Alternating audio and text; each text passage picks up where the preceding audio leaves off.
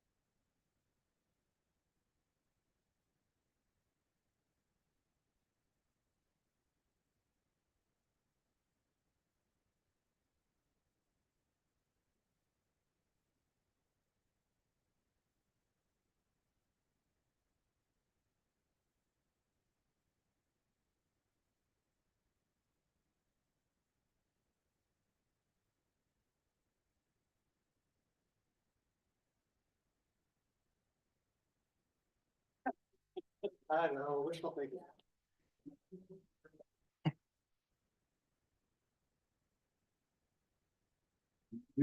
First today.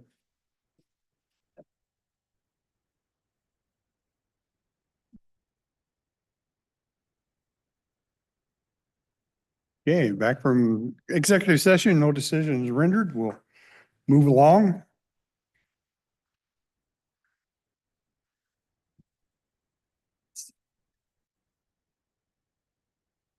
Good afternoon again, Commissioners. Mike Moss, Public Services Director. The next item we have is PFD bonds. And I'm not really the expert on this. I think a few people in this room are. As you can see, we have a little bigger audience than normal for our Public Works items. The county's attorney reached out to our office asking if we had received the blessing yet from the Board of County Commissioners to move forward with phase one and the funding, bonding for the project over at the PFD board, over the PFD. So I invited Kim, and then Kim invited, I believe, Kathy and Deb to be in the room today, the treasurer and finance director, and maybe have some discussion to make sure everybody's on board with phase one for the PFD Conference Center projects before the PFD and attorney and our county attorney works forward with the interlocal agreement. So they kind of want the green light from the board before they start into that interlocal agreement. So that's about all I know, so I'll turn it over. I thought we To Kim. did that when they were over here. We approved those bonds. I know it was discussed, but I don't know if there was ever an official approval. The bonding, or the finance committee, excuse me, did recommend to issue the bonds. And a letter was given to you as the board as well as the Public Facilities District Board. But I don't know that there was any official blessing of that. And I think it's also there's two phases of the project, or there's three phases for the Public Facilities District project that they have with the master plan. Phase one is conference center centric, and the funding for that will be with these bonds, which has been discussed. The second phase is not fully funded. However, to move forward with the second phase is the potential of a multi-purpose facility across the street on 7th Avenue, which the Public Facilities District does not currently have jurisdiction over or any kind of a lease with. So I believe they're looking to amend the interlocal agreement with the PFD, or the county and the PFD, to include the property across the street so that they're able to do the exploratory and spend funds on what that facility might look like. So it's kind of two-part, but the first part being the issuance of the bonds for phase one and getting that blessing. And also then phase two, moving forward with the interlocal agreement on the property side of things.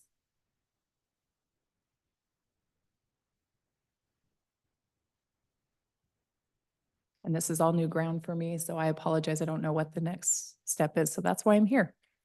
Phase one, it's centric, you said. Is that realignment of the road and stuff? Phase one includes the entryway, but it also Yeah. includes a renovation of the existing event Yeah, center, conference center. But it does realign everything to Fifth Avenue. Correct. Yeah. And that is actually being funded by rural economic development funds and is in progress now. That goes to bid soon. Right. Yeah. But the rest of it is I believe about an $8 million project to add some breakout space and do some renovations, audio visual upgrades, things like that at the event center. And So that's what the attorneys are asking our approval on. That's what they need bonding capacity for.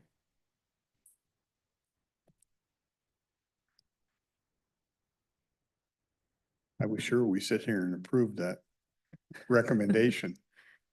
Deborah Gardner, Cowlitz County Treasurer. They came and gave the presentation, but they didn't get the step where they got it approved by the finance committee. So at that time, we talked about them coming Right. to this. So they came to the finance committee. The finance committee all agreed to give our recommendation to the board because it's ultimately your decision to issue the bonds under Cowlitz County for them. So I formulated the letter, gave it to you guys. I guess the confusion is what was the next step for them to finally get the board's approval and so they're already, they're working on for phase one, but they didn't have the formal approval for you, so they need that. But our recommendation, when they came to us, it was approximately $13 million that they want to have the bonds issued for. Mhm. And that was going to be in 2000, when was that? The fourth quarter of 2026 is when they're going to go out for those bonds.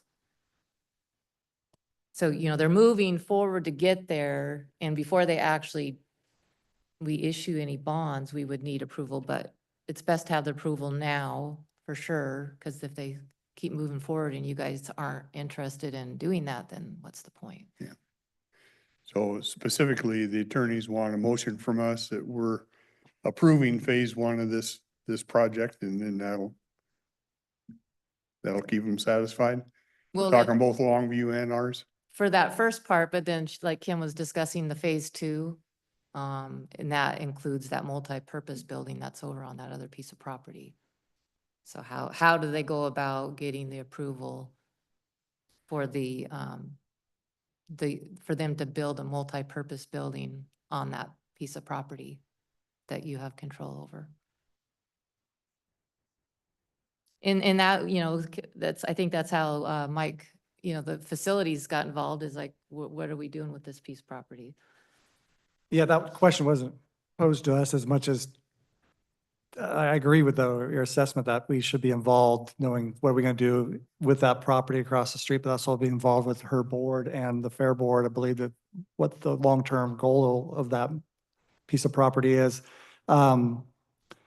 Initially, it was just can we move forward with an interlocal agreement between the PFD board and the county on phase one? I don't know if it's on phase two at this point or not. Is it both phases? So the interlocal agreement currently includes the conference center. That's the original interlocal agreement that they have financed and built the conference center. So improvements in that, the agreement exists. I believe they're wanting to extend or change the lease to include the property across the street, because in order to expend public facilities district monies on a project, which some exploring would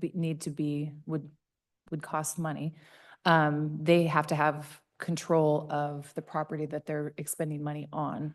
And so phase two is a multi-purpose facility across the street. So the question is, are we looking at interlocal agreement and changing the lease for phase one and phase two at the same time, or just phase one for bonding purposes? Are you going out to bonds for phase one and phase two at this time, or just one? It would be on part one, but Kathy and I's interpretation was they were talking the interlocal agreement for phase two. At the same time? A new interlocal agreement or amending the first one to include the new property? I believe it's amending the original one to include additional property. So that one I'm gonna have to get clear in my head, because I looked at it as different projects. I mean, this phase one can happen independently of phase two. Phase two, if you can't ever raise the money and nothing happens there. If the interlocal agreement, we're saying that we're willing to negotiate with them on that property, I mean, we're not giving it away, are we? Right. And that I don't wanna commit the county to giving this away when I don't know anything's gonna come there. exactly. And I Okay. know that Bronson Potter, their attorney, has been working with our county attorney on this interlocal. I haven't seen what that request has been, if there's a specific timeline, similar to what we have with the Longview Public Development Authority with the hotel property. There's a sunset clause on that. I don't know if there is a sunset clause going into the this second phase. But you're correct. Phase one, they have quite a bit of the money for already with their sales tax rebate, and they're asking for bonding capacity to be able to fulfill the entire project. Phase two, the reason that they're trying to do these kind of together-ish is because they're going with the design build method, and they're hoping to use the same firm for both projects. But in order for the company to start even exploring what phase two could look like, they can't spend any money on that until they have the commitment of the property, and the property is not in their current lease agreement, is my understanding. Okay. I'm trying to be very careful that, and don't get me wrong, I believe in what they're doing over there. I like the projects. But I'm trying to I don't want to tie hands of future commissioners if a different use came up that they felt was higher and better use with that property. Do you kind of understand where I'm going here? I'm trying to figure out how strong it ties this commission to doing it. I want to be a partner with them and help them on that. I just don't want to tie it up forever. I agree. And that's where I think a sunset clause or, I mean, I have operational concerns as well. In the interim, we do receive revenue from rental of that property that goes into a different budget. I Right. manage different budgets, so there is a revenue stream there that I would have concerns with. Now that revenue stream would have to go to a different place. So I do have concerns, but I think, so today it's two different issues. The one is the bonding issue with phase one and whether we or not they have the blessing for that. And then the second issue would be the interlocal agreement, which could be maybe sounds like it needs to be fleshed out a little bit better before you make a decision on that. So is it we're giving an okay to work on an interlocal agreement, then we'll get a chance to look at and flush out details on it? I mean, What is David? or is it, He says, I it's want to gonna make, go into effect and it does whatever? I want to make sure the board is wanting to continue to move down this road with the PFD with an interlocal agreement and lease. I please ask you to have the conversations with the commissioners to confirm. But it doesn't, phase one does not commit us to phase two. No. Yeah. I'm okay working on an interlocal agreement. I just need to see how it's gonna be worded that it doesn't tie hands up forever, if that makes sense. And if the attorneys are happy with us saying, okay, work on it, but we want to see the final product. Yeah. then- That's probably the best route, that we can have a working session with the attorneys and make sure our two staffs are involved with those sessions. Have our attorneys already looked at the current interlocal agreement? They looked it over and approved of it and So the statement that this is an email from David Berger. Bronson told me that the PFD expects to start incurring money on phase two this summer. So he wants to get a new interlocal agreement and lease in place with the county regarding the real property upon which they are proposing to build the multi-purpose facility. My understanding from my conversation with him is that this gives the PFD concrete assurances that the county does want to move forward and the project, or excuse me, does want to move forward with the project and is necessary for audit purposes if they want to be able to spend PFD tax revenue on expenses. Well, So- where I'm at on this, Kim, is I'm okay asking for a motion on phase one. I don't want to ask for a motion on this interlocal until everybody here gets a chance to see it and we get some input from them. I agree with Yeah, that. I do you- think that is the smart way to move forward. As Mike said, I think we all need to be in the same room before something is finalized on phase two. Okay. You guys comfortable with? To the best of my understanding of what's going on, yes. Yeah. Well, phase one puts improvements in the center. It realigns the road, which they have some money for, and that's all in preparation for, we're still working on a hotel and I know the guy and I know he's getting close. I don't know if we'll get that final gap covered, but I know it's a lot smaller than it used to be. And then when all that's done, I think working towards the type of center that they're seeing in Centray and bringing tons of money into is worthwhile. I just don't want to commit that land if that never happens. I'm okay committing the bond on the first phase.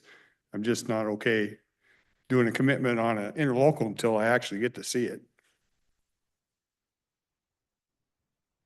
so what you would need from us is approval on the issuance of the bonds for phase one. I think that's the route I would go. Do we need a motion for that? Yeah. Move to approve the issuance of the bonds for phase one. PFD. Okay, we have a motion to approve the issuance of bonds for phase one. Okay, let me just see if I have anybody. I don't think I have anybody raising hands or anything. Okay. We'll call for a vote. Those in favor? Aye. Aye. Aye. Okay, And then I think David Berger is looking for approval to continue the conversation with the PFD on the interlocal agreement. I don't think he's looking for approval of the interlocal. It sounds like he just wants to make sure that he has the blessing of the board to continue with the conversation. I would say not just the blessing, but the encouragement to come up with something that we can look at. Yeah, I think we're all on board with that. I just don't want to commit to a document I haven't seen. Correct. I think he just wants a blessing to continue working on that with. Okay. I believe you got our blessing. Okay. Thank you. Thank you. Thanks, Kim. The next item we have is landfill rock. I have stored all on there. So our current contract with stored all ends June 30th. And I think we went to bid yesterday for our next season, which usually is July 1 through June 30th for rock at the landfill. We have a $365,000 contract for that rock. Unfortunately, we're at the end of that dollar amount. We're doing some major moves up there with our tippers, realigning some roads. We're moving our 3 tippers from one side of the landfill to the other and have to redo our road system and take out some curves. So we're looking at getting an additional $50,000, up to $50,000 in rock for the month of June to get us to the next contract that starts July 1. We're hoping to move these tippers in the next 3 to 4 weeks, so we definitely need that rock this month. Most years, we don't run against that cap of our rock. It just happened to be this year, we went through a lot of rock up there. So looking for your blessing today to spend up to another $50,000 with our current contract stored all for landfill rock. Up to 150? No, just up to 50, Up to 50. 50. Okay. Yeah. And next year, we already did bounce, I think when Sean put the RFQ out yesterday, RFP, we actually increased the tonnage for next year, give us a little bit more capacity in case we need it. Yeah. And you guys all have this within budget. Oh, yeah, for sure. Yeah, Yeah, there's- we're just up against the limit. Yeah. Okay. So, you guys okay with that? Great. Thank you. Is that rock used to make roads going into the landfill and stuff? Correct, yeah, different sizes, usually 6-inch or 3-inch minus. So some jaw run, but we get a good base, especially when we're doing the roads out in the fill itself. You're getting some really soft material. So it takes a lot of times put down dryer filter mesh to kind of absorb the rock before it just all disappears on us. And we also try to repurpose as much rock as we possibly can, but once it goes in the fill, it has to kind of stay in the fill. You can't take it out because it's contaminated rock, so you have to use it in the place. So But you can't move it from one spot to another in the landfill? we do. We Yeah, do. We redo purpose it the best we can. That's why we put mats and dryer felt down so we don't lose it actually into the fill, but you lose a certain percentage each time. I do know an amateur likes to push rock around. Come on up. Our last item is development review. I believe Susan probably has some handouts for you.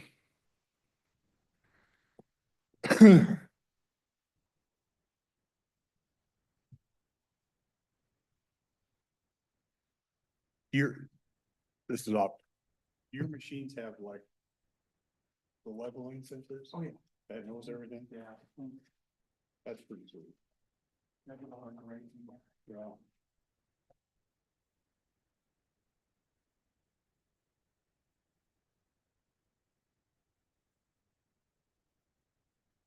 So good afternoon, Susan Eugenius. What Mike just handed out is the current list of projects that are active in Public Works Acela. This is up to date as of noon today. So unfortunately, I apologize about the colors being so similar. Our printer is doing something strange because one of those colors is supposed to be peach and the other is purple instead of 2 different shades of pink. There is currently 15 projects on our list. Of those 15, 2 are short plats, so that gets us down to 13. The ones that are the lighter shade of pink are ones where comments have been sent to the applicant.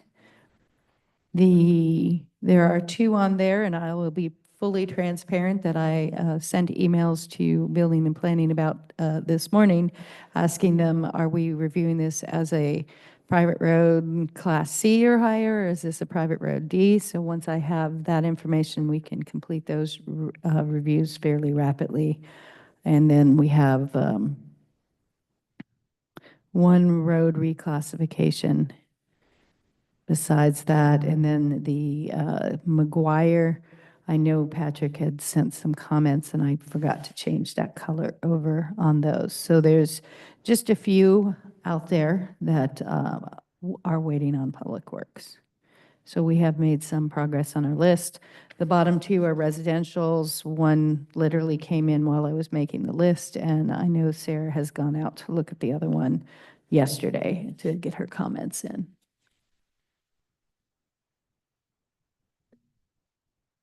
Susan, on these that are, like the ones that say incomplete, what does that mean and where does it go from there? Like the one in dark pink down at the bottom on 498 Leckler Creek. So that particular project, I also wondered what incomplete meant. It is something that building and planning is waiting for another document in order to complete the processing of it. It is a short plat that is being submitted. So those darker pinks are ones that run through Acela for building and planning's tracking, but are not sent through Public Works through Acela. But the way the system's set up, it's a little quirk that it shows up in our Acela list. Because of the short plat process, they're physically still done on paper, especially the final plats, because they have to be signed by multiple people.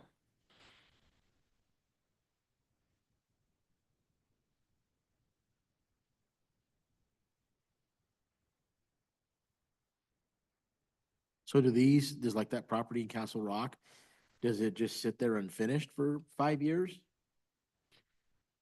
So the one on Leckler Creek, Uh-huh. I believe building planning, the last list, and I'm debating showing you this, starting to keep a running tally so you can see which ones have gotten pulled off. Building and planning is working with them to get all their documents. We had the one on the last list that said the same thing, which since then has been finished. So a month ago when I brought this, it was on there, said incomplete, and since then it's been completed and signed. It's probably unusual, but not unheard of. We had that developer in Lexington who worked on that property for a long time. It was like 5 years or so. Sometimes it's actually on developers and the rates aren't right, or there's just something not right and they don't want to go forward, but they keep it open.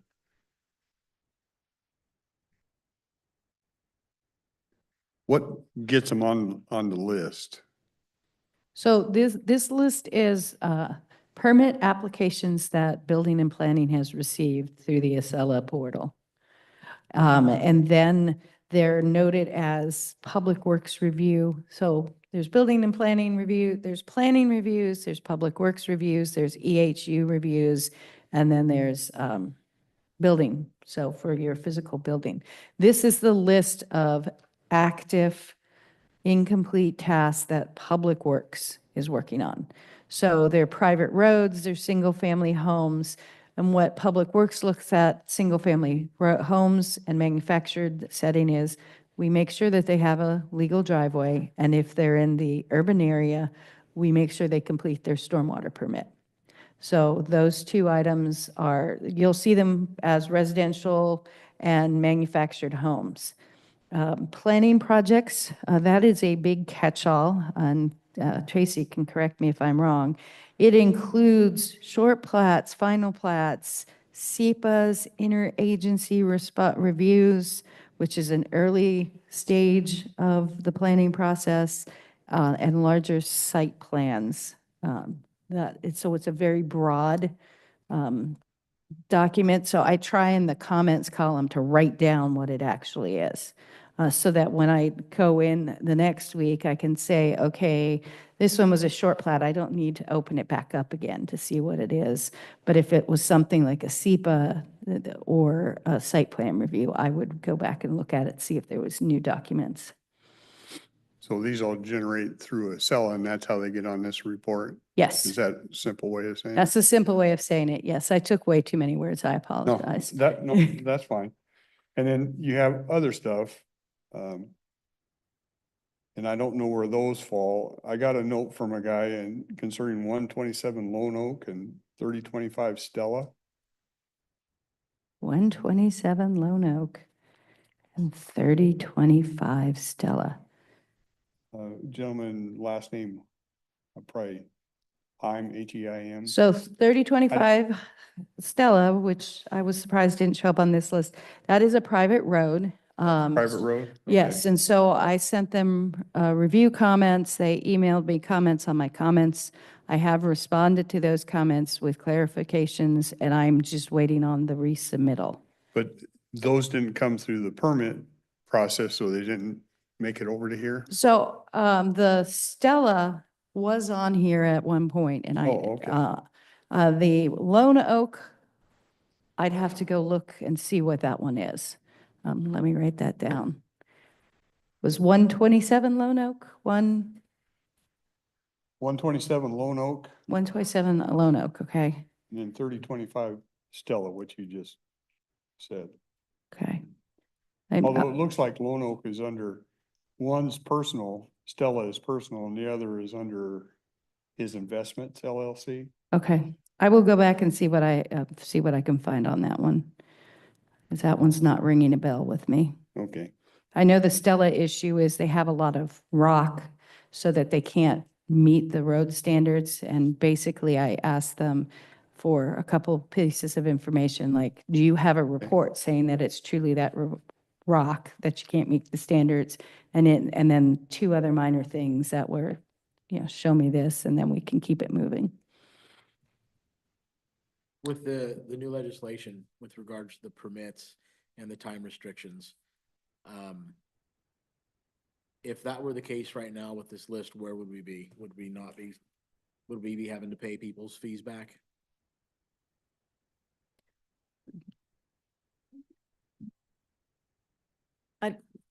Tracy Jackson, Building and Planning. It's for GMA counties and it's strictly on the planning side, but yes, most of these we would be refunding all of their permit fees back. There's a quick timeline on the planning side that the state signed. So that would be most of these would be affected. It's what they signed with GMA counties? Those are only for GMA, correct. So we are off the hook on that, but I believe you had a resolution or something that you Well, at one time were gonna propose. Yeah, it didn't, resolution didn't really specify timeframes. It was that we would develop timeframes, but I've kind of held back on it because I think when I think about it, you're incentivized for putting it through because Correct. then that's how you earn your operating funds. Correct. The more stuff you put through, you earn your operating funds. So why would you not find a way to get it through and do it? We do another try, one? yeah, because if they withdraw their permit for whatever reason, if we've only done a partial work, we still have to refund their money. Yeah, so I'm always in favor of just letting business principles guide what you're doing there. And I haven't really seen an abuse of that. I think you want to get projects through because that's how you fund your Well, office. it's how I keep people and it's how we keep the economy going around here is building houses. So we try.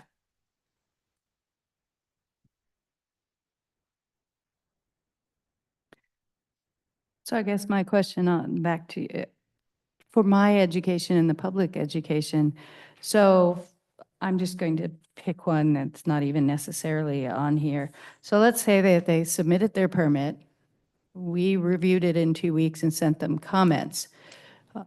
And then it sits with them for 2 months. Does that, the clock will stop? The Yes or clock no? stops when When we get, once we do a review, either issue it or a portion of that, then the clock stops. And then when they resubmit, then the clock restarts. So if they resubmit, let's say it's a really bad developer and they submit something, we bleed all over it, we send it back, they submit it back in, we review it again, and it is another thing that we bleed all over it. So is each submittal a 30-day timeline, or do we have 30 days total? It depends on what type of permit, and it really doesn't matter because we're not GMA. So, but Right. it's every time basically we're touching it is the clock continues. So a continuous clock. So if they submit garbage, we have 30 days review time, let's say, every time we have it, but we review it in the first one in 2 weeks, so that's 10 days. We send it back, however long it takes for them to get it back. The next one, it takes us 7 days, let's say, to review it, send it back. They send it back in and we review it again. If it takes us 3 days, 4 days, that puts us over the 30 days, but it's based on they did not send us quality material. So I guess that's my question and Yeah. wanted to include in the conversation. Yeah, it depends on the quality of the application, Yeah. but that's why it would be a different process if that affected us, because we would have to kind of stop it at the counter and not intake it as a complete application to work it through the process for those problem children. Well, But again, that isn't, And I think the intent was, or at least the intent was when, and I have a copy of it somewhere, when I put it together, was basically based on when you have all your boxes checked, we expect you to have a permit within such a period of time. Right. If you don't check the boxes and you send us half stuff, Yeah. I'm not going to start the clock on you because that's on you. and right And now, we send you all the boxes and we don't do our stuff, Yep. then we're going to reimburse you because that's on us. correct.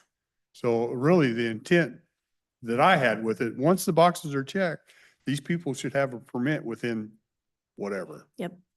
Which I agree with that, because number one, it's a better service to the citizen. Number Yeah. two, it's generating revenue quicker. We're getting stuff through the door a lot faster. Yeah. I'm not, I want to avoid just what you're saying Yes. here. If you're getting garbage in, then they can't use that as a clock starter. You know, they can't take advantage of you. Yeah. We do it with, currently we do what we can with the applications that we receive. We really work with the homeowners or the developers to get, it is what we need so we can process their application and get them what their ultimate goal is a permit to do whatever they're developing. Whether it be on the planning side or the building side, we truly try to work with the applications, but sometimes we get those problem people and then sometimes I'll send, we're just a couple weeks I'll send the getting clerk, permits out from when they come in the door now, so. I'll send the clerk a copy of what I have and have her put it out to the other commissioners and others, just so you can kind of see what's in there. Hopefully my intent was when you have everything checked, we expect to have a permit within whatever. That would be something. And we now we're decide. coordinating because we can do both at the same time. Public Works can be reviewing, environmental health can be reviewing, building can do their part, and planning can do their piece. So when all of those boxes are checked, the Right. permit goes out, Yeah. when they usually bring in that day bill, or the next They day. don't have to wait 60 days to get the paper. Not They at get all. it within As 24 soon hours. as or we have whatever that it is. last box checked, Right. they go out. Because that's our revenue. It's important to Yeah. us, very important. So if somebody comes in for a permit with, say they had an outside engineering firm do all the work for them and it's all ready to go, is that still got to go through all of our hoops? We review it to make sure they're compliant with our codes in case they're not in this county. A lot of times they'll go outside the county to get plan review or off Amazon, they can get different buildings. You'd be amazed what kind of different plans we've gotten. But once we have everything, then we just we review it to meet current code for fire standards and then they go out the door. So if somebody brought in engineering plans for a road or a project, whatever it is, what does it mean as soon as you have everything? If you have to check and make sure that those plans are complete If and they it- comply. If they comply, and then if it's a road, currently Public Works is doing the roads. What kind of time frame are we talking for that turnaround? For roads or for permitting, they're different. Or if you got engineering plans Mhm. and say that for the sake of argument that they are complete for a project, what kind of turnaround for a road would you expect to? They go to Susan for that currently. For private roads, they go to Susan in Public Works. I won't answer. It Okay. takes me 2 to 3 weeks to get to them because my schedule is full and I'm working on finding a solution for someone to look at it sooner. Okay, we don't have anybody else available that you could send them to or get them checked off. I am working on training one of the younger engineers on staff so that he can start picking them up instead of them coming to my desk. Okay, so is there a time frame on when you expect that person to be trained and up to speed? I'd say by the end of June. So I'm going to be working with them the next couple of weeks. And during that time frame, I have a vacation and there's a conference in there, which is part of the reason why it's going to take so long. Okay, And are you looking to hire, is there positions posted for bringing people onto the office also? Yes. What are those? So we have 2 open positions. One is the positions need to cover water, sewer, stormwater, and development review and diking. Those are what the positions are that are not currently filled. So I am working on a current staff member helping out with development review until those are finished. Patrick is still helping me with diking and some of these lingering development reviews that he's been involved with. And then I'm pulling the water, sewer, and stormwater right now, in addition to my other duties.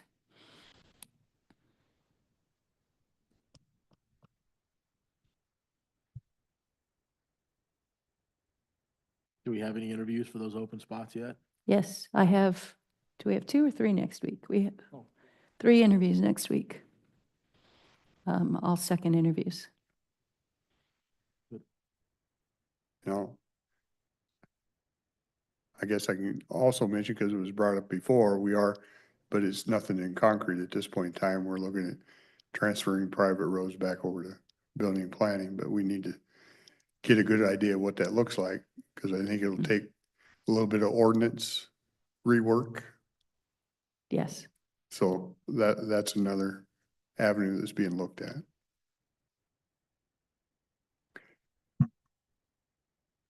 Okay. Anything else? No, thank you. Okay. Thanks for providing the sheet. You're welcome. And you sound like you probably shoot us an answer, and which one didn't you have? 127 Lone Oak? Okay. Thank you.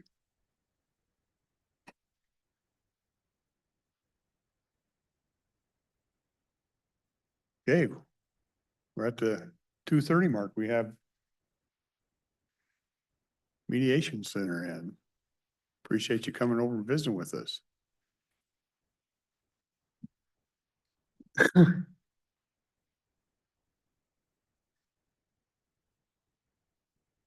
Hello? There you go. Okay, perfect. First try. All right. Well, thank you for having us. I think we're going to jump right in. We are doing a kind of a almost program end review of our housing stability program for you.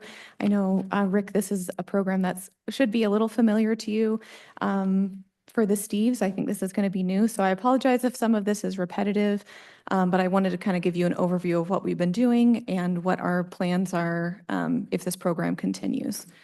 So I know I sent it out just yesterday, but did you get a chance to receive a slide deck PowerPoint of what I'm going to be going over?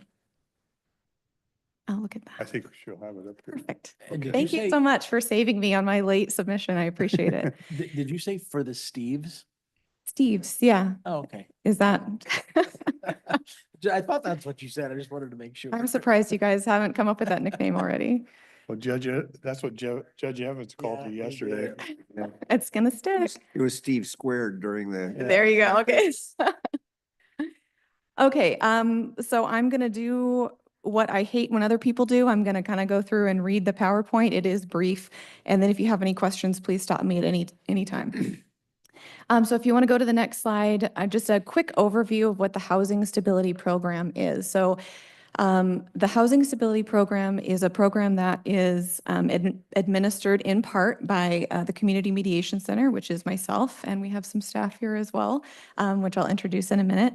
And the Housing Stability Program works with landlords and property management companies and their tenants to resolve issues of unpaid rent, with the goal of improving communication between the parties and reducing instances of unlawful detainers being filed with the court. So that's the scope that we're talking about.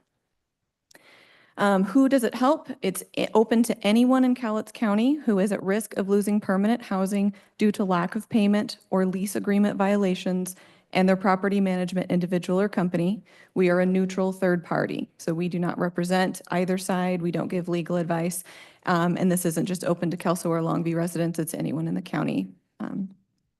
And how does it help? The Mediation Center provides conflict coaching, referrals to additional local resources and screening for Lower Columbia CAP rental assistance funds. And we also provide conciliation services and repayment plan guidance. So we're going to dive into what all of those are and how they help. So the next, it should be services by type. There's a little pie chart here. I hope I sent you the right one. There we go. So services by type, this is from when we started this program was the middle of 2023, so July of 2023 till April. That's the most recent data we have. That's the scope of what we're talking about. And as you can see here, this is broken into 4 sections. When we get either landlords or tenants who contact us and they are at risk of losing their housing, they're in this kind of I'm late on my payments, I'm not able to pay, or there's lease violations, and we feel like this program is right for them, this is where they end up. So as you can see, the biggest piece of that pie is conflict coaching. That's that huge blue section that makes up 427 of the 686 total. And those aren't people, those are unique addresses. So our households average over, 3.5 people per household, but this is, cases that we're talking about. And then the next largest piece of the pie there is the red one, which is referral, and I'll get into what that means in a minute. And then conciliation is that green piece at 47, and mediation is that little sliver at 7. So those are the 4 types of cases that we're going to be talking about. And I'm going to explain what I mean by each of those coming up. So that biggest piece of the pie there, that blue one, conflict coaching, what does that mean? That is when we are speaking with usually the tenant side of the 2 parties, and we've been contacted by a tenant who is either they know they're going to be late on their payments or they are already late and they need help. So conflict coaching is where, first of all, we listen to what their unique situation is because each household is very different. It's not a one-size-fits-all program. So we listen to the unique situation and the challenges of each client to find out, why do you think you're in this situation? How long have you been able to pay rent until now? We ask some screening questions like, is this a domestic violence situation? Are they waiting for Social Security benefits? Are they unable to find full-time work? And if so, why? So we kind of dig into what is their unique situation. And then some of the coaching part comes into asking them some tough questions that maybe they haven't been asked before. So that can be, if you're not currently working, why do you think that is? Are you lacking transportation? Can you get your driver's license? Can you get a ride with somebody? Can you get a job within walking distance? Drilling down a little bit into some of these questions as opposed to just hearing, well, I can't find work, there's nothing out there. Okay, what does that mean? Tell us a little bit more. How can we overcome these instead of just identifying that there's a barrier? Talking about their budget in loose terms, we're not budgeting experts, but sometimes just asking people how they are spending their income, if they do have income, it can be pretty obvious if they have some other non-essential expenses that sometimes people will talk themselves into. Well, I do spend $600 a month on specialty dog food. Maybe I can cut that out and put that toward rent. I mean, maybe you'd be shocked, maybe you wouldn't at some of the things that people choose to spend their money on if it's not what we would consider essential bills. And so sometimes just talking people through what are your resources and how can you reallocate those to keep you out of the situation is really what people need. They need some reality testing. And then part of it is providing communication strategies to individuals in conflict. A lot of what we find are that people who are at risk of eviction are scared and they're sometimes embarrassed. And a lot of times they don't have the confidence or even the communication skills to talk to their landlords or their housing providers about their situation. They want to avoid it. They think it's going to go away. And so sometimes asking them, how do you normally communicate with your landlord? Can you send them an email? Do you have a phone number? Is there a person in the office that you can talk to more and get them to kind of build themselves into being able to address these situations? Usually when there's a lack of payment, there's also a lack of communication. And so we try and address that to increase that communication between those parties. And then encouraging alternate plans if their current ideas are not working. So sometimes this means getting a second job. Sometimes they say, oh, well, I'm working, I'm just not getting any hours. Well, if you're not getting any hours, you're not getting any pay, can we come up with something else? What about a second job? What about getting a roommate? What about moving to an affordable place? Sometimes staying in that location is not the best option, and moving is the better option. So when we say conflict coaching, that is a unique situation for everybody, but it's us trying to find out what their specific barriers are and helping them overcome that on a very informal level. And then the next slice of the pie there is a referral. And that is when we have folks that come to us and they are at risk of losing their housing, but there's also another need there, that there's an existing organization in our county or in one of our cities that helps address that, but it's not us. So we try and make sure that folks are aware of all the resources that are out there. So when we do an info and referral case, maybe they're calling us and what they really need is not a mediator, they need an attorney. Maybe this has crossed into, lease violations and their landlord, is partially at fault here, and we're not qualified to give that kind of advice. So we say, you need legal advice, here's who you can contact.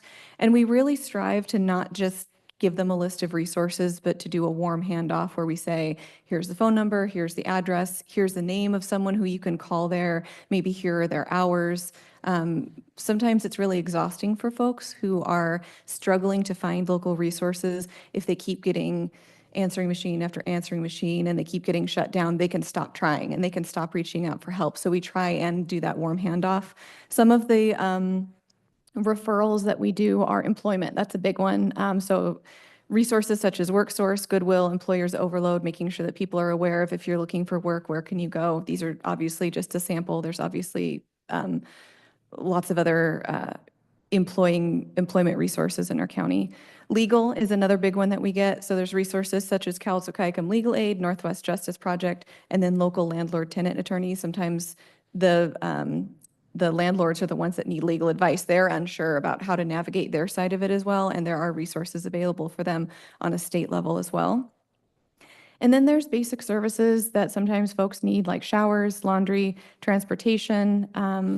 Some providers target specific groups such as veterans, seniors, families with young children, and there's so many resources, which is a great problem to have in our county, but sometimes it's hard to know what's their accurate phone number, what are their hours, how do I get a hold of these people? It's not enough just to know we have the resources, but how do we connect folks who are hurting and in need with the people that can address that immediately?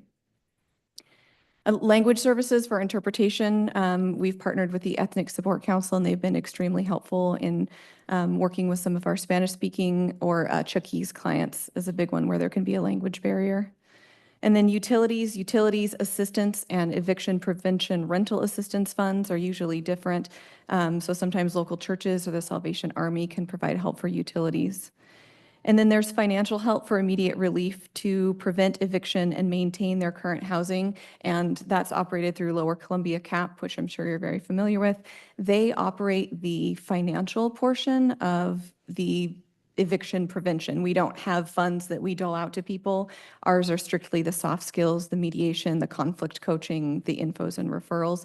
Sometimes money is what's needed to help bridge the gap. If there is a temporary loss of employment, employment is regained, they can stay on top of things, but they're still behind on rent. That can be really hard to catch up. And some landlords are not willing or able to accept a repayment plan to get that paid up over time.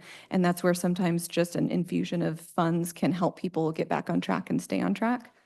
Can I ask a question? Of course. On that, working with CAP, and they're probably about the only ones that do it now, or they're the predominant ones? They're the predominant ones, and they're the ones that do it on this large level, Yeah. yes. I've heard stories, and I don't want to put you on the spot, but I've heard stories that they're not always easy or efficient to work with, but they're about the only source. Are you am I asking putting me you a on the question? spot? No, she does not want to comment. Yeah. No, I'm not going to say no comment. Oh, thank you. CAP does a lot of things besides this eviction prevention, and so they have a ton of different programs. So I would have to find out if this is this program that this person is referring to or something else. But Gina, I've just please weigh heard they're in. not always easy to work with, and I'm wondering how we make that better, how we give more options so they have to get better type thing is where I'm going. Yeah, we have had, I think they are the primary agency, and with this particular funding, it's really a partnership between the Mediation Center and CAP. So the financial assistance is specific to individuals who are being seen at the Mediation Center. And so they are doing some of that work, and then we go, okay, there's some financial assistance may be helpful. We'll get a referral to CAP. We've had some conversations and talked about some changes and some different things that we can do and look at moving forward so we can try to help address some efficiencies Make the and process make the work a little process, easier. yeah, make the process a little bit easier. So we're getting some of the information needed more upfront. So when it gets to CAP, it's easier to process and things like that. So we've been looking at that piece to try to figure out how we Okay. can make it a little bit more efficient. Do these funds come down caps specific? I mean, I know a lot of funds come down caps specific. These ones don't. These don't. So if you had an entity that wanted to be a competitor or another provider, do they have that opportunity? We could. So we could decide to send out an RFP or solicit for providers who are interested in issuing that financial assistance. We could Okay. do that. Okay. Just curious. Yeah. If we're going to offer help, I think we have to do the best we can to offer the help, and I don't like it when I hear people are dragging their feet if that's what they're charged to do. Sure. Sure. Okay. And at Thank the you. very end of my riveting PowerPoint, there is a little bit of information about some changes that we are going to make. So I will come back to that. Okay. Thank you, Gina. Back to the part that specifically is Community Mediation Center focused is, does mediation and conciliation work? So those are those two very small pieces of the pie out of those 686 or so cases. 54 of them would reach what we considered the mediation or the conciliation stage. So it is a smaller portion of what we do. This is a portion that in the next couple of years we want to see grow, and we have built some structure into our program for the next 2 years that would increase this kind of at a mandatory level. So mediation and conciliation is where we spend considerable amount of time either sitting at a table with the landlord and the tenant together, which is what we would call a mediation, where they're either present or they're on Zoom at the same time, or conciliation, which is the back and forth negotiations over the phone and through email, where they are basically pitching different plans to each other of repayment or move out, or, how can you change your living situation to where we can move forward without an eviction? So those would be very time consuming, but they are very effective. So I would say mediation and conciliation work in this landlord tenant eviction prevention model. But with 686 cases and only 54 of them getting to this point, this is an observation that we've made where we want to increase the size of the pie because we find that it's highly successful.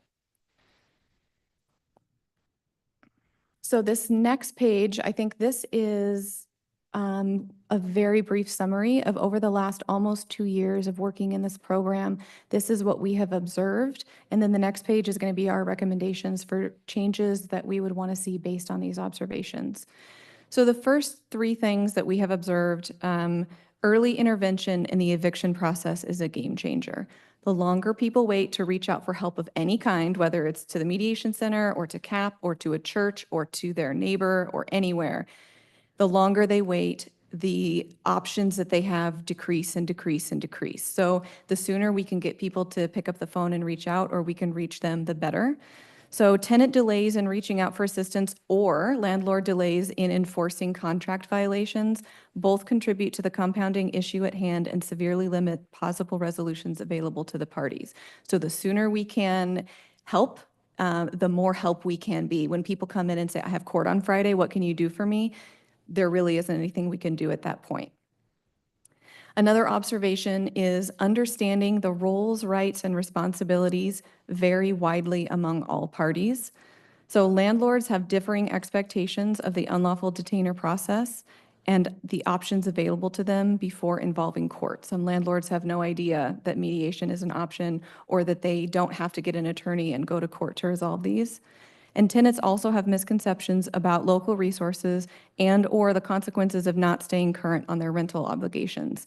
So you may have heard stories of, my landlord won't come and fix my bathroom sink, so I'm not going to pay my rent.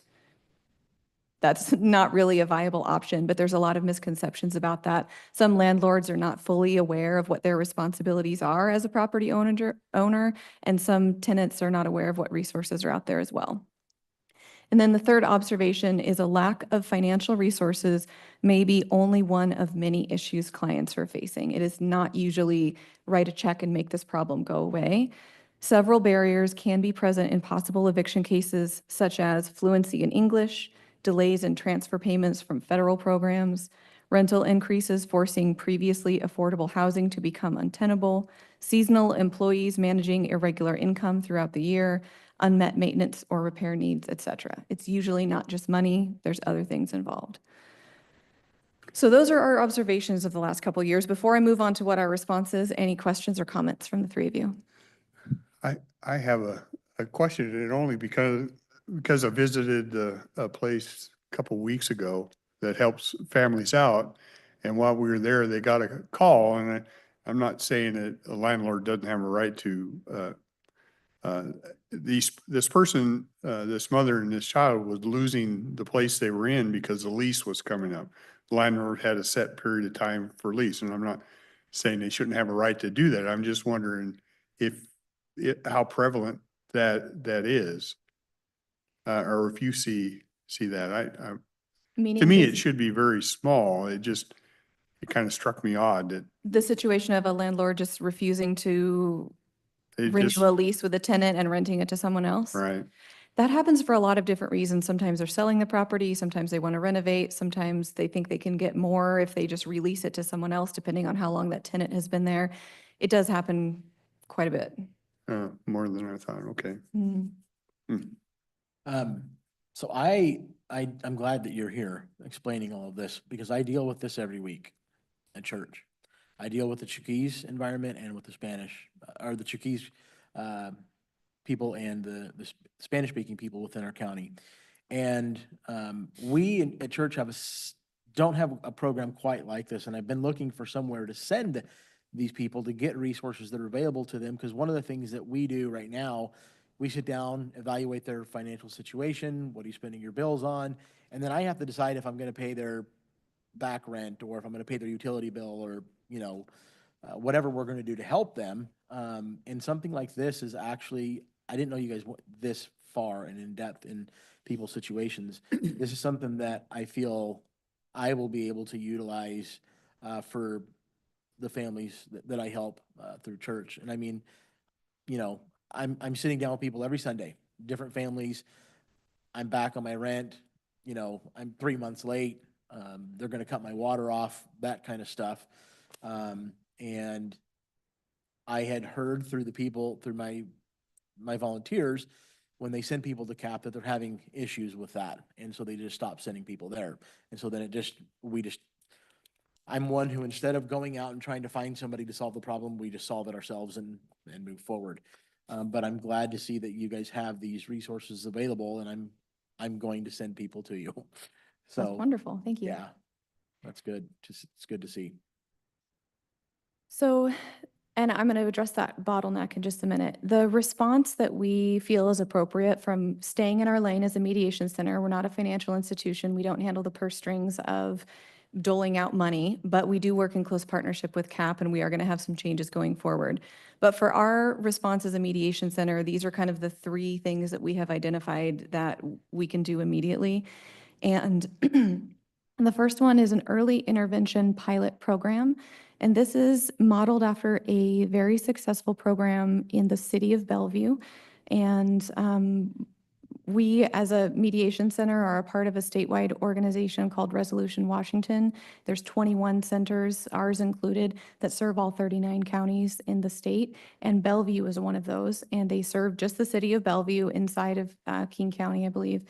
And this is a program that they've been working on for the last 2 years. So we've been able to kind of partner with them and borrow some of their tools and find out how we could not recreate the wheel. And what that early intervention pilot program means is that we are reaching out directly to housing providers. So a rental agency or a landlord company, I won't name any, some of those that we've worked with in the past, and sit down and partner with them and say, when you give out your pay or vacate notices, as soon as someone is behind on rent, will you also give them our contact and referral information so we can get involved from day one instead of them having to find us through some other resource and valuable time has been lost?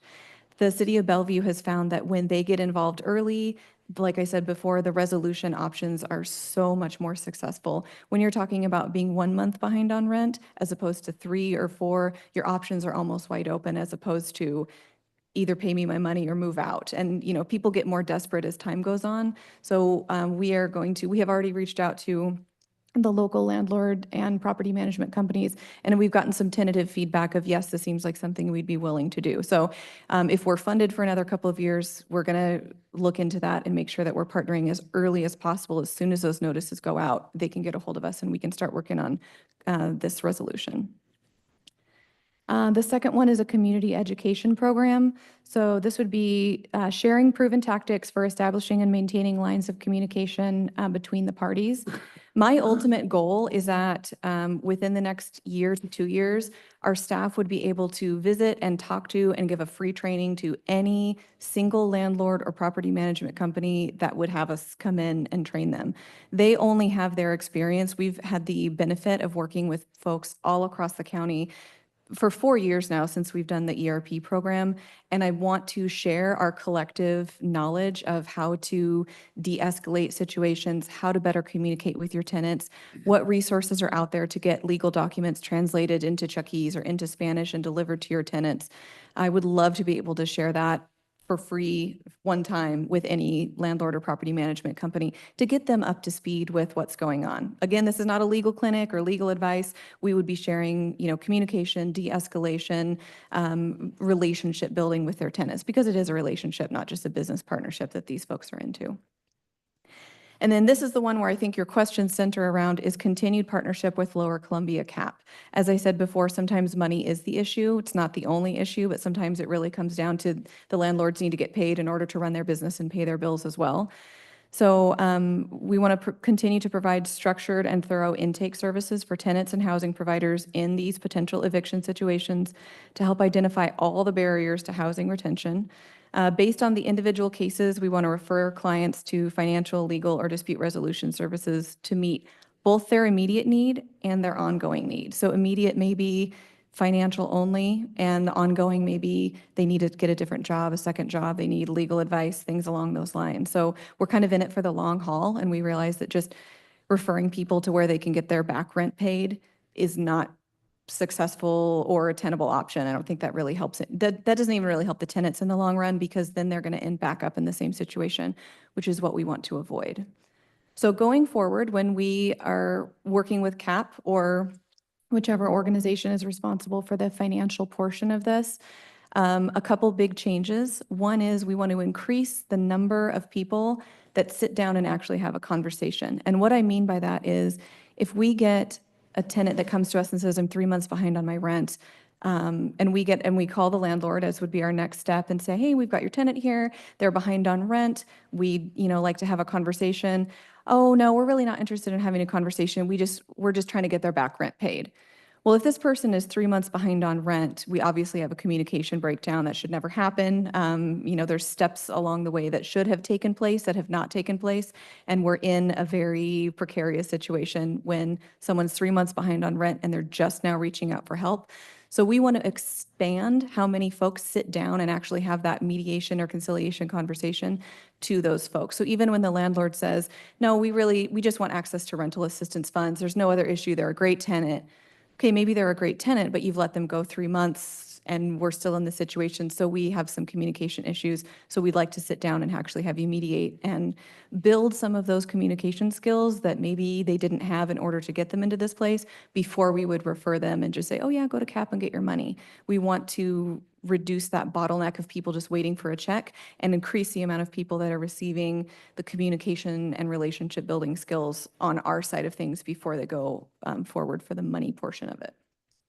And you said you have interpreters in Spanish and Chuukese? We do. We have a staff member who speaks Spanish fluently for us, which is fantastic. And then we use the Ethnic Support Council for our Chuukese translation.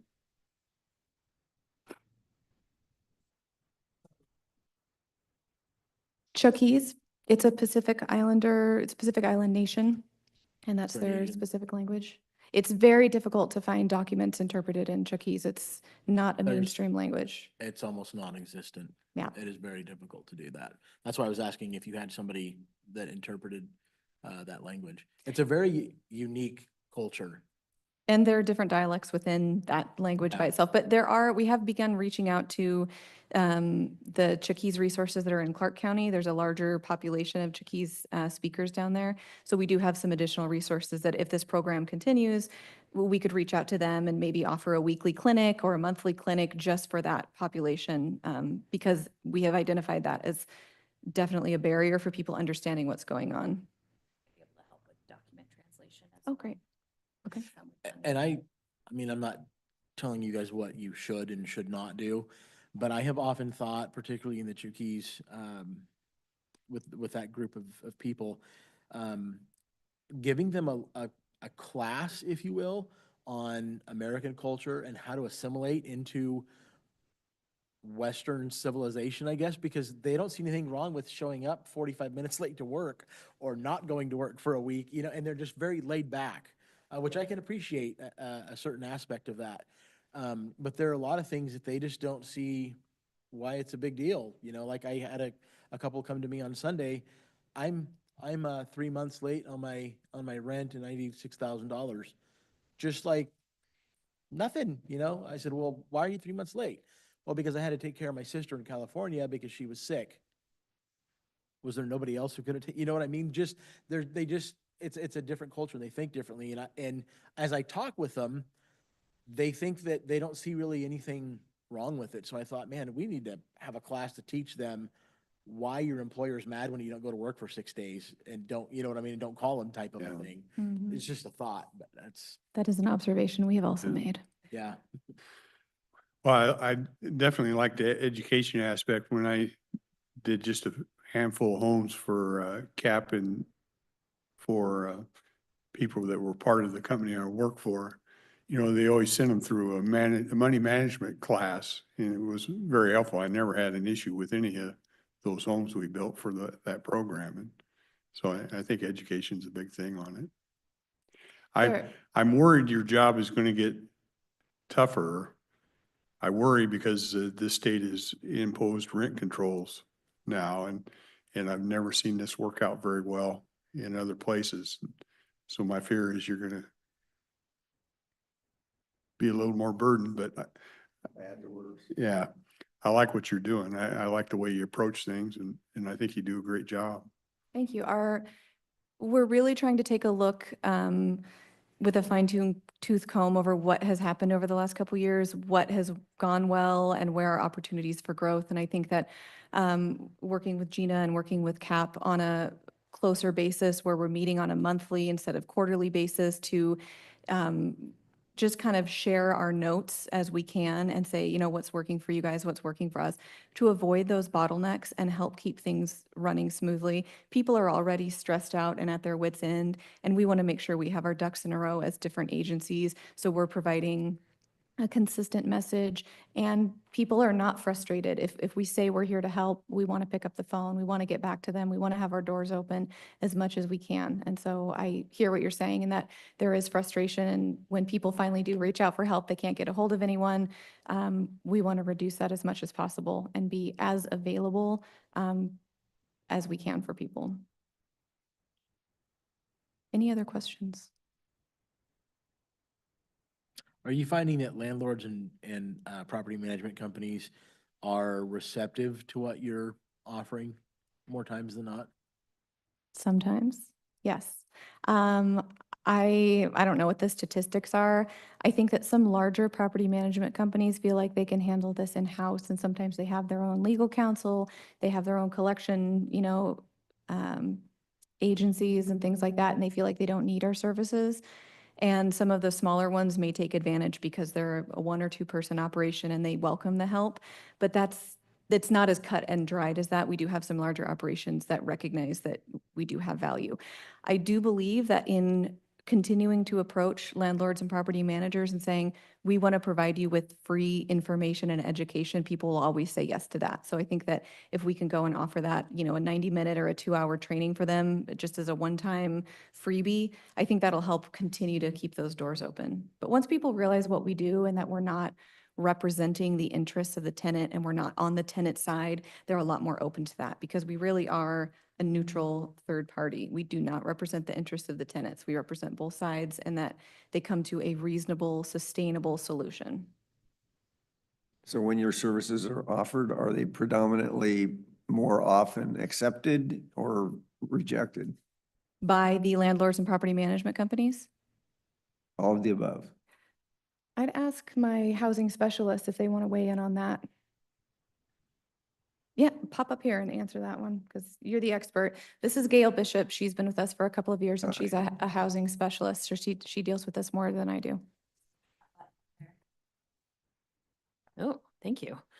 I think immediately when people come to us for help with landlord tenant situations, a lot of times it was rent because we were attached to CAP with the rent funding.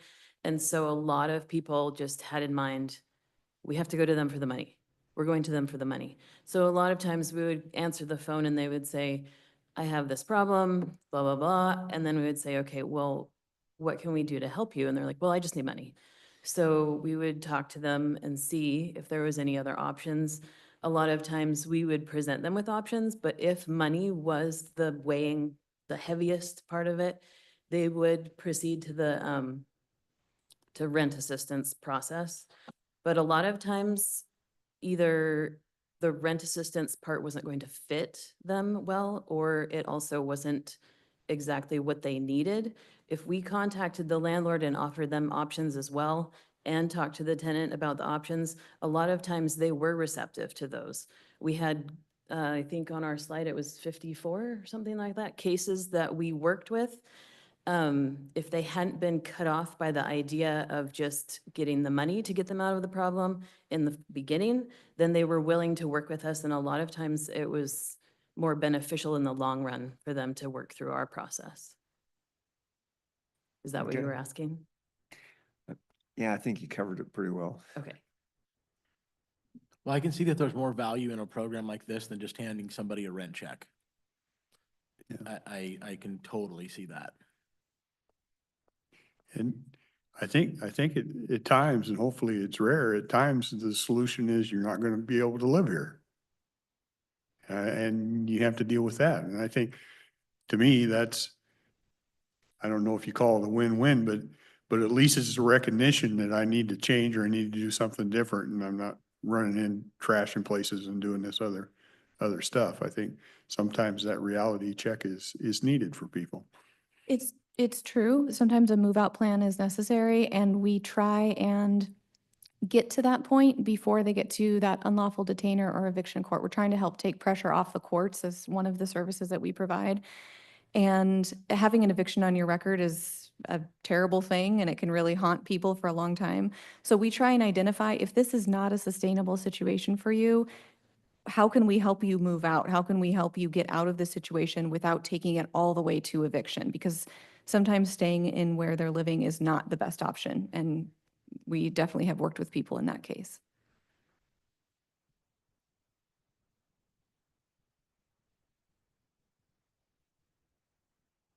There's no other questions on the program. I just wanted to give a little bit of background and what it looks like moving forward. So we've been able to partner with the Mediation Center through our Consolidated Homeless Grant and have passed down funding this last biennium to support some of this work that Laura has talked about. We anticipate a new contract coming for the next biennium. We've received, we don't have it yet, but we've received an anticipated award that looks pretty similar to the last biennium. And so, we would look to maybe continue this partnership that we have moving forward. So once we get the state contract, then we would look at developing a new pass-through contract with the mediation center to continue this work. Okay. So, and we can talk more about the rent piece too down the road. Well, I don't want to give the wrong impression. I don't care if CAP does it or not. I just feel if you take on your responsibility, you need to do it right. You need to be Yeah. on top of it. That's all I'm saying. Absolutely. And I know, and this may or may not be related to what commissioners have heard. I know we heard a couple of things throughout the last couple of years, but it was more so related to the transition from what was like the old eviction prevention funding that was a lot more, it was a pretty large amount of money and not a lot of parameters to be able to access that funding. So the community, it was a kind of a rough transition to something that was more stringent. And I think someone talked about that a little bit, with people just saying, I just want the money. And, and we were sort of trying to get to a point of saying, well, let's go through a few things first before we decide that that's the appropriate avenue. So there's more work to be done around that avenue, but I heard some of that feedback as well, kind of around that transition from what was available to what is now available. Okay. So, yeah. So Gina, just real quick, this thought just popped into my mind. You were in yesterday Mm-hmm. and there was like an $8 million homeless Mm-hmm. deal. Mm-hmm. Are they funded through that money there? Yes, it's that contract. Okay. Yes. Yep. So we haven't seen it yet. We got an estimated award and are still kind of working on some of those materials we have to submit to the state, but we anticipate a contract sometime in June. And do we exhaust that fund every year? So, no. It has changed a lot over the last couple of years, and there was some additional funding allocated in that contract. That 8 million, it's never been that high. So there was some specific funding approved through the legislature that ended up coming in that contract. It looks like we're seeing some of that continue for the next biennium. So we'll have to have some more in-depth conversations about what that looks like moving forward. As the estimated award looked to be about 11 million. Some of that funding I didn't expect would continue given the state's budget issues, but it looks like it is. So more to come on that piece. So Yeah. I just want to be clear. So we fund CAP out of that and do we Mhm. also fund mediation center? Mhm. Okay, so Yep. it's from that same. It's from that same contract. There was a specific budget line called eviction prevention. And that particular budget line comes from a document recording fee, actually. It was, there was a $100 document recording fee approved by the state a few years back.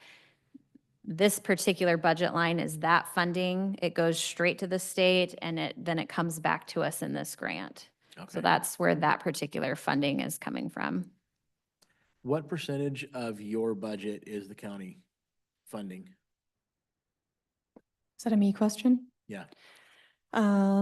Percentage wise, 12-14%. And it's a reimbursement grant. So the only money that we're getting from the county is hours billed specifically to this program. It's not money paid up front then we spend. This is just one small program.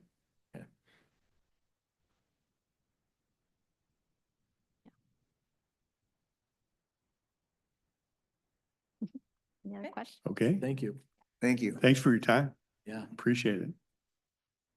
And thank all of you for what you do over there. Yeah. Gina, would you have a list of all of the different agencies that offer assistance in Cowlitz County? Possibly. Depends on what, are you talking specifically about rent assistance or any type of assistance? I don't care what it is, food, rent, Yep. psychiatric care, I don't care what it is, anything Yes. and everything. I got asked this question last night, if I could come up with a list. Oh, Of, yes. of all those different agencies Mhm. and what they offer. We that are in have- Cowlitz County. Yep, I can send you, we have a resource list that we keep and send out to anyone who's interested. And so I'm happy to share that with you. It's, about 7 or 8 pages If you long would, of please. resources. Yeah, Thank you. absolutely. Mhm. And I would just like to see the $8 million itemized who we send that to, who gets it, please. Yep. Yeah.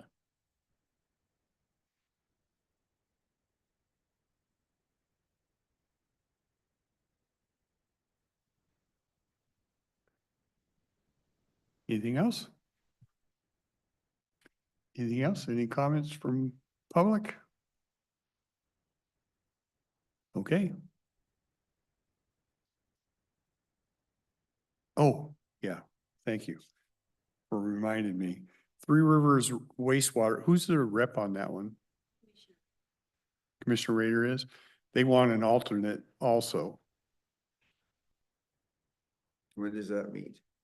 When do you No meet? idea. I've never been to one of the meetings. I don't Yeah, got it- anything to say No when wonder they they are. want an alternate. They want an alternate because the primary doesn't show up. I think Commissioner Mortensen used to go to that. They're a good organization. They have 2 meetings that is required, June 18th and December 17th. Where do they meet at, you know? I'm assuming that they meet at the plant. It says. I think at their local 460 facility. Yeah. Fiber Way. Okay. Okay. You want to stay on it? Yeah, Okay. Put me on as an alternate. Is that okay? Okay. Yeah. Thanks for reminding me. Okay, anything else? Okay, we will adjourn. Thank you.